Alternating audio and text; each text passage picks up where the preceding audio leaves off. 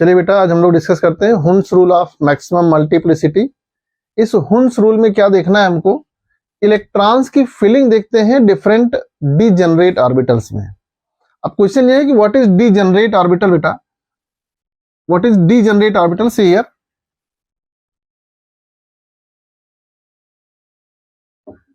अगर हम degenerate orbital की बात करते हैं, means those orbitals which have same energy. Suppose there are p or subshell, it have 3 orbitals. d subshell, it have 5 orbitals, right? f subshell have 7 orbitals. So these orbitals are degenerate orbitals, यानी इनको हम बोल देंगे degenerate orbitals, right?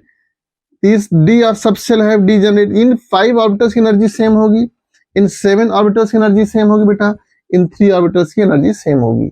In different orbitals में electrons की filling कैसी होती है, उसी को हुन्स रूल में बताया गया है, राइट। आइए देखिए क्या है हुन्स रूल, पहले लिखते हैं हम लोग। देखिए, according to this rule,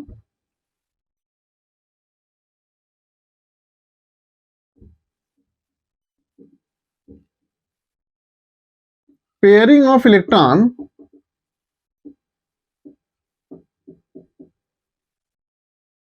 is not possible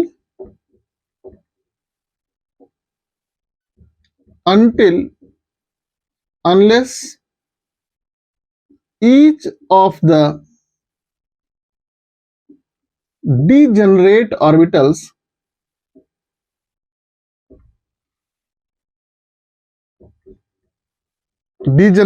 मतलब बेटा same energy, have single electron with parallel spin। यानी जब तक सभी डिजेनरेट ऑर्बिटल्स में सिंगल इलेक्ट्रॉन नहीं भर जाएंगे तब तक पेयरिंग स्टार्ट नहीं होगी। लेकिन जब पेयरिंग होगी उस समय इलेक्ट्रॉन की स्पिन कैसी होगी बेटा, एंटी पैरेलल होगी। आफ्टर दैट पेयरिंग स्टार्ट्स होगी, starts and paired electron have anti parallel spin. यहां पर बेटा दो चीज आपको समझनी है। एक तो समझना है हमको कि व्हाट इज डीजेनरेट ऑर्बिटल, अभी मैंने बताया सेम एनर्जी होगी। दूसरी चीज आपको बताना बेटा ये पैरेलल स्पिन क्या होती है, और next one is anti parallel spin. तीन टर्म को समझने की जरूरत है। डीजेनरेट तो आपने समझ लिया, क्या समझा, सेम एनर्जी। पैरेलल स्पिन का मतलब क्या हुआ बेटा, जैसे मान लीजिए there is orbital, right, 3 orbitals हैं। अब इसमें इलेक्ट्रॉन्स की स्पिन डायरेक्शन सेम हो, like this spin is parallel spin. अगर हमने इनकी स्पिन ऐसी कर दी, एंटी पैरेलल स्पिन हुआ, एक क्लॉकवाइज हो गया और एक एंटी क्लॉकवाइज हुआ। इसमें इनका कहना यह है कि अगर वो ऑर्बिटल डीजेनरेट है बेटा, एनर्जी सेम है, तो जब तक सभी में सिंगल इलेक्ट्रॉन नहीं फिल हो जाएगा तब तक पेयरिंग स्टार्ट नहीं होगी। और पेयरिंग स्टार्ट होगी तो इलेक्ट्रॉन की स्पिन एंटी पैरेलल होगी। जरा समझिए, जैसे यहां पर ये p सबशेल है, किसी इलेक्ट्रॉनिक कॉन्फ़िगरेशन में आपको p3 मिल गया, तो आपको मालूम है कि each orbital can have accommodate 2 electrons with opposite spin।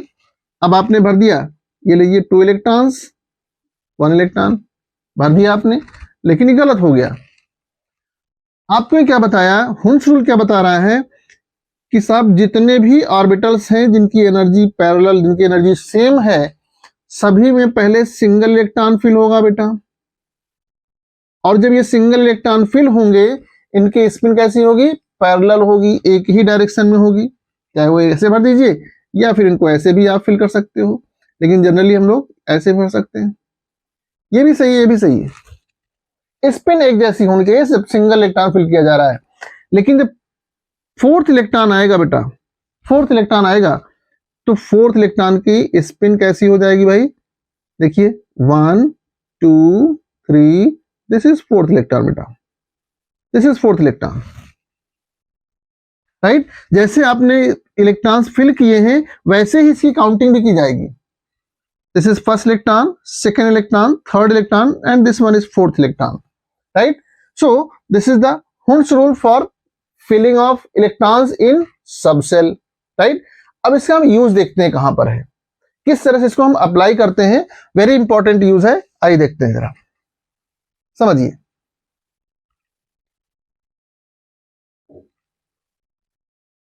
सबसे इंपॉर्टेंट यूज है, आइए बात करते हैं एप्लीकेशन की।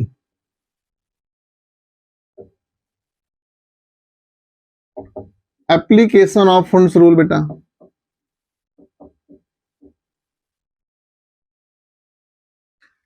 सबसे पहला पॉइंट यह है,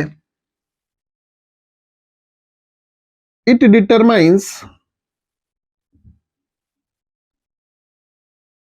number of unpaired electron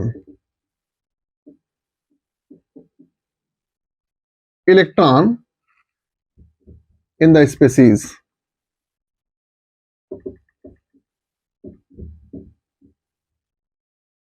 species में क्या फाइंड करेंगे हम, number of unpaired electron. Unpaired electron मालूम हो जाएगा तो क्या पता लगाएंगे बेटा हम लोग, magnetic behaviour with the help of हुंस rule.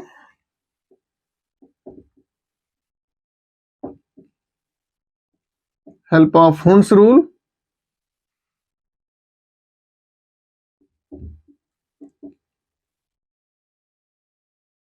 we can predict, we can determine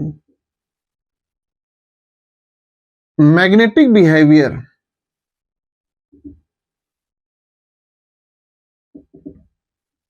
of the species। किसी भी स्पेसीज का बेटा हम लोग मैग्नेटिक बिहेवियर बता सकते हैं, वेदर इट इज पैरामैग्नेटिक और डायमैग्नेटिक। दैट इज पैरामैग्नेटिक और डायमैग्नेटिक।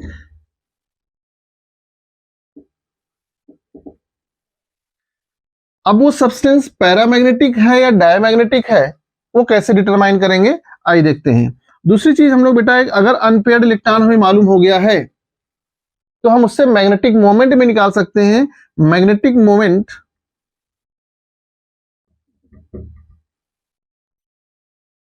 इसको निकालेंगे mu is equal to under root n n plus two B M.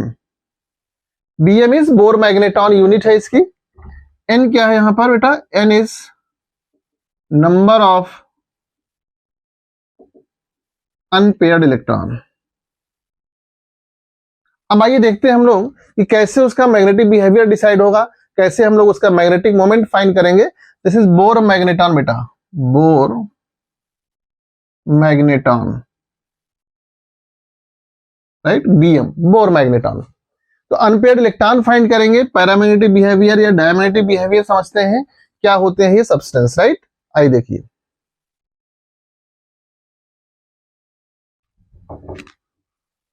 समझिए जरा।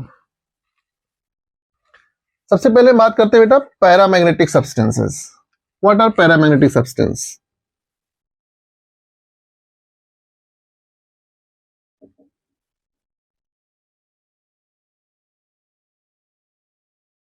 The species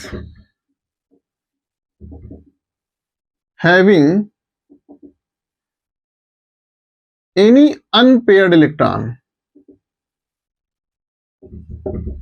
shows paramagnetic behavior।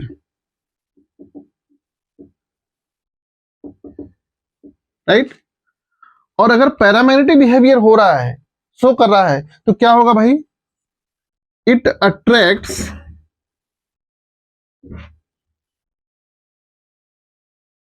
In magnetic field. Magnetic field में attract होगा। जरा समझिए, जैसे मान लीजिए एक मैग्नेटिक फील्ड्स ऑफ लाइन है, ये मैग्नेटिक फील्ड आ रही है, समझिए जरा, और आपने क्या किया, बीच में पैरामैग्नेटिक सब्सटेंस रख दिया। अब ये लाइंस ऑफ फोर्स जो है क्या होगी, अट्रैक्ट होगी। ध्यान दीजिए, इधर अट्रैक्ट हुई, सब्सटेंस अट्रैक्ट कर रहा है। अब क्या होगा, इधर जाएगा फिर, क्योंकि लाइन तो सीधी जाती है बेटा। तो यहां पर जो ये जहां पर सब्सटेंस रखा गया है, दिस इज सब्सटेंस,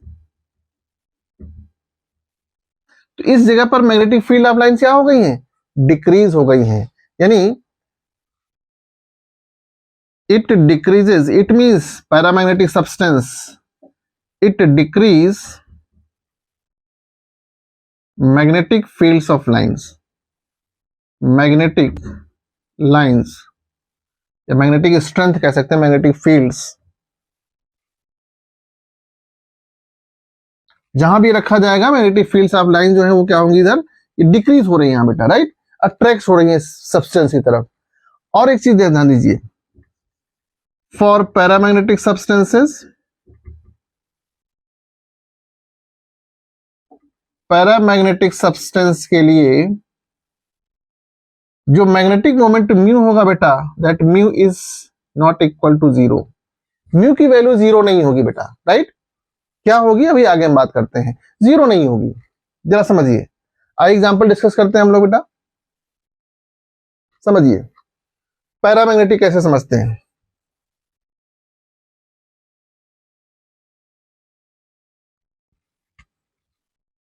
आपने कह दिया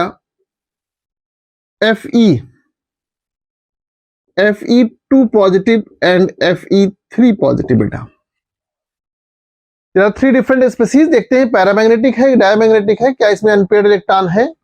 तो सबसे पहला स्टेप क्या होगा भाई, हमको इसका इलेक्ट्रॉनिक कॉन्फ़िगरेशन बनाना होगा, राइट। Fe एटॉमिक नंबर 26 आपको मालूम है, इलेक्ट्रॉनिक कॉन्फ़िगरेशन आपको पता है 1s2 2s2 2p6 3s2 3p6 4s2 3d6। so this is electronic configuration of iron। अब देखते हैं जो लास्ट में इलेक्ट्रॉन है 4s, 2 electrons, 3d, d subshell है 5 ऑर्बिटल्स। अब इसमें हमको 6 इलेक्ट्रॉन फिल करने बेटा, तो हुंस रूल अप्लाई कर रहे हैं हम लोग, 1 2 3 4 5 एंड इट इज 6। अब जरा देखिए क्या इस स्पीसीज में, अब यहां देखिए p में 6 इलेक्ट्रॉन है, आपको मालूम है p सबसेल है 3 ऑर्बिटल्स, 1 2 3 4 5 6 पेयर्ड है।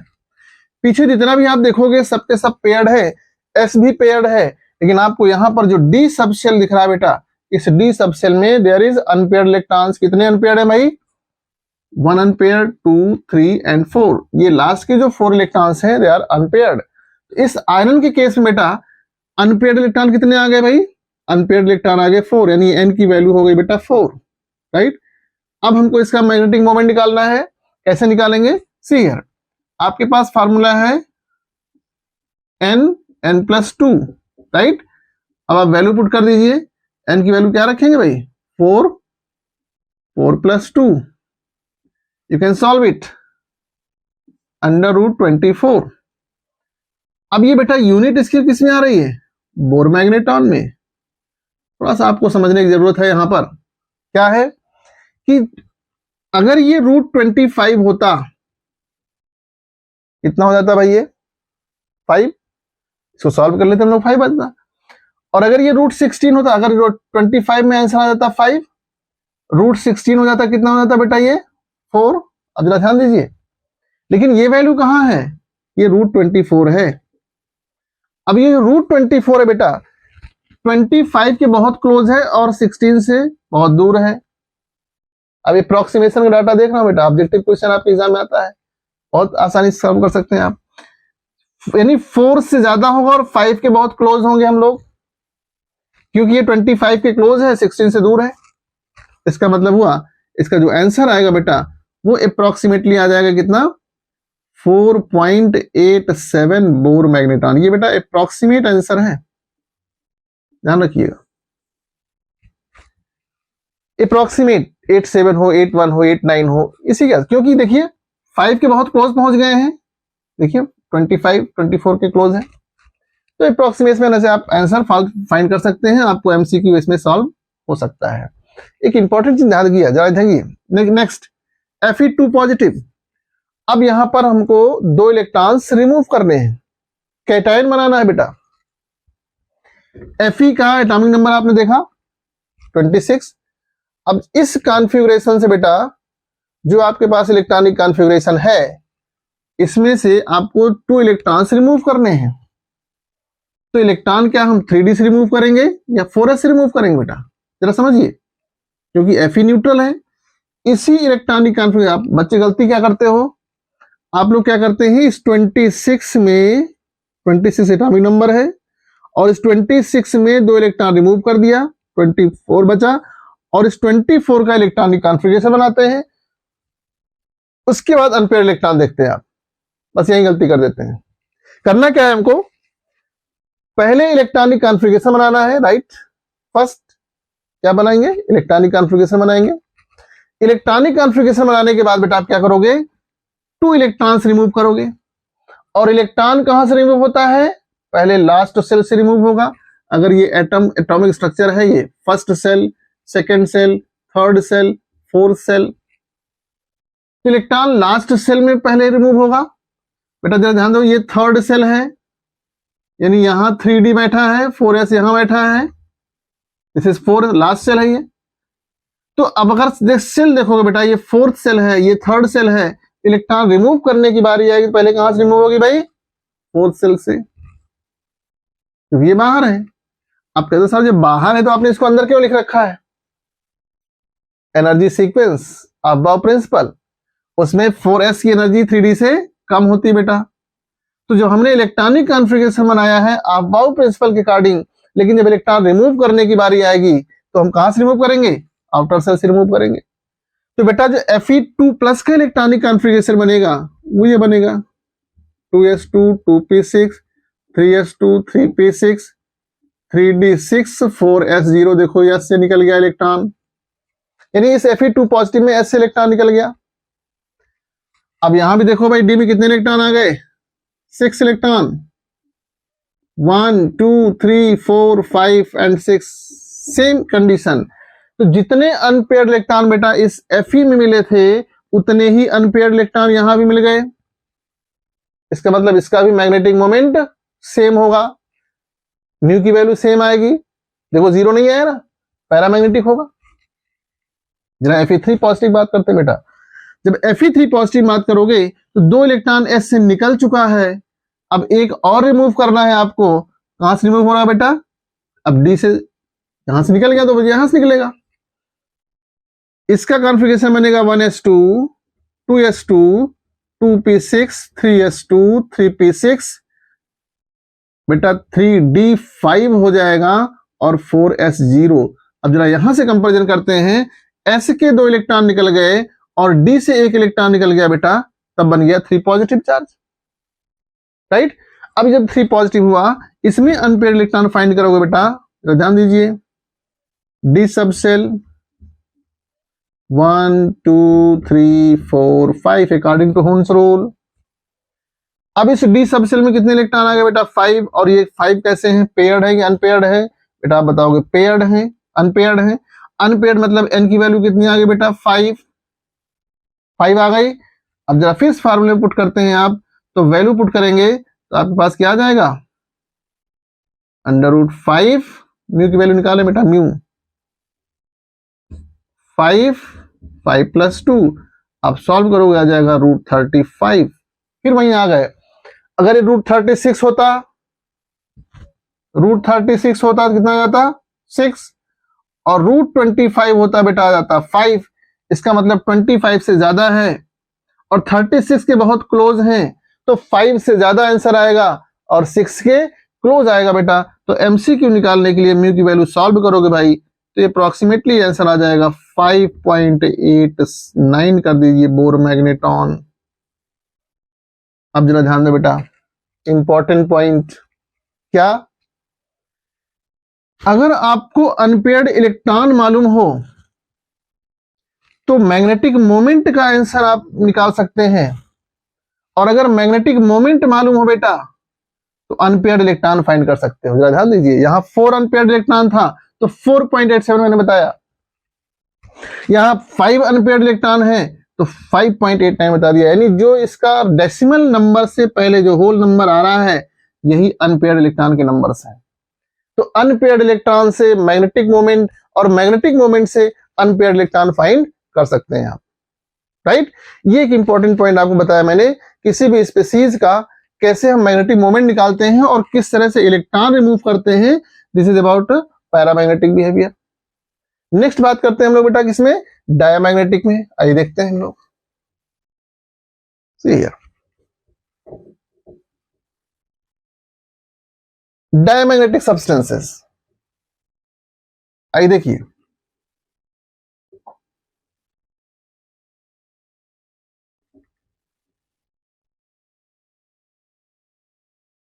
अब डायमैग्नेटिक सब्सटेंसेस क्या होंगे भाई, जरा ध्यान दीजिए। The species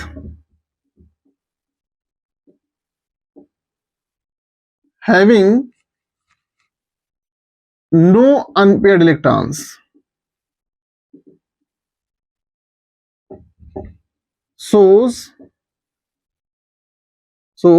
diamagnetic behavior।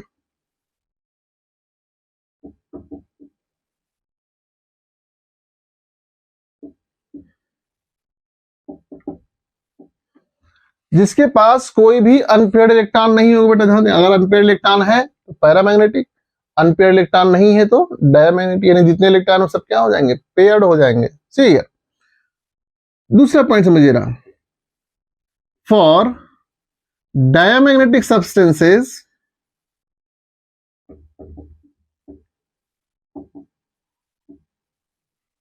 Magnetic moment mu की वैल्यू क्या होगी बेटा, म्यू इक्वल टू 0 आ जाएगा, राइट। मैग्नेटिक मोमेंट 0 आ जाएगा। नेक्स्ट पॉइंट समझिए जरा, when these substances placed in magnetic field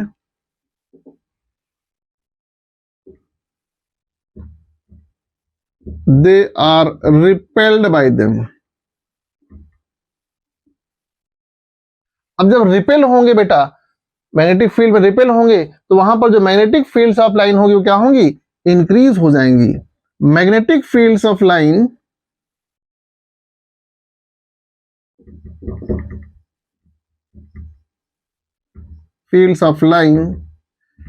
increase in diamagnetic field, diamagnetic substances.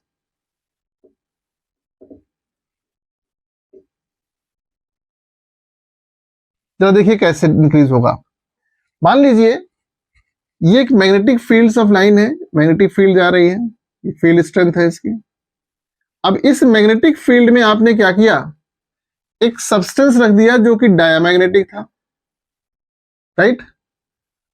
अब जब ये सब्सटेंस यहां बीच में आ गया और ये लाइन सीधी जा रही है, जहां भी सब्सटेंस आएगा बेटा वो क्या हो जाएगा, यहां से रिपल्सन होगा, रिपल्सन होगा, फिर ऐसे रिपेल होगा, ये यहां गया, ये रिपेल हुआ, फिर ऐसे होगा, राइट। ये यहां लाइन गई, ये रिपेल हो गई, ऐसे आ गई, ये ऐसे आ जाएगी बेटा। अब जरा देखिए, ये बेटा डायमैग्नेटिक सब्सटेंस है, जैसे ही यहां पर मैग्नेटिक फील्ड लाइन पहुंची, इसने रिपेल किया, तो ये देखिए जरा, जहां सब्सटेंस आया मैग्नेटिक फील्ड लाइन क्या हो गई, इंक्रीज हो गई, नहीं हो गई, राइट। तो क्योंकि substance in fields of line को रिपेल कर रहा है, इसलिए यहां पे स्ट्रेंथ क्या हो गई, इसकी इंक्रीज हो गई है। So this is diamagnetic substance. तो these are the property of diamagnetic substance. आइए एग्जांपल देखते हैं, जरा समझिए कौन से होते हैं डायमैग्नेटिक सब्सटेंस जहां पर कोई भी अनपेयर्ड इलेक्ट्रॉन नहीं होगा बेटा, जरा समझिए। आइए ध्यान दीजिए, आपने कह दिया Na पॉजिटिव, जरा समझिए, क्या ये Na पॉजिटिव पैरामैग्नेटिक है, डायमैग्नेटिक बेटा? आइए देखते हैं हम लोग। Na पॉजिटिव, जरा ध्यान दीजिए, एटॉमिक नंबर होता है बेटा, सोडियम कितना होता है भाई, सोडियम का एटॉमिक नंबर होता है बेटा 11, configuration 1s2 2s2 2p6 3s1। This is the electronic configuration of sodium atom. आपको बनाना है Na पॉजिटिव, तो बेटा सोडियम एटम सोडियम आयन कब बनाएगा, जब एक इलेक्ट्रॉन लूज करेगा, यानी इसने एक इलेक्ट्रॉन लूज किया है। इलेक्ट्रॉन कहां से लूज करे, अभी मैंने बताया आपको लास्ट सेल से। Which one is last shell, third shell. तो जो Na पॉजिटिव का कॉन्फ़िगरेशन होगा बेटा 1s2 2s2 2p6, अब 3s0 हो जाएगा, इसमें कोई इलेक्ट्रॉन ही नहीं बचा। अब क्या इस 2p6 में कोई भी इलेक्ट्रॉन अनपेयर्ड है, p सब सेल है 3 orbitals px py pz, 6 electrons 1 2 3 4 5 6, all electrons are paired. Last में मैंने बनाया, पीछे तो सारे पेयर्ड होंगे ही। कैसे पेयर्ड होंगे जरा ध्यान दीजिए, ये 2s है, s सब सेल है 1 ऑर्बिटल है 2 electrons paired, 1s paired 2 electrons. तो जितने भी इलेक्ट्रॉन इसमें प्रेजेंट है बेटा वो सब कैसे हैं, पेयर्ड हैं। यानी n की वैल्यू क्या होगी बेटा, यहां पर n की वैल्यू हो गई 0।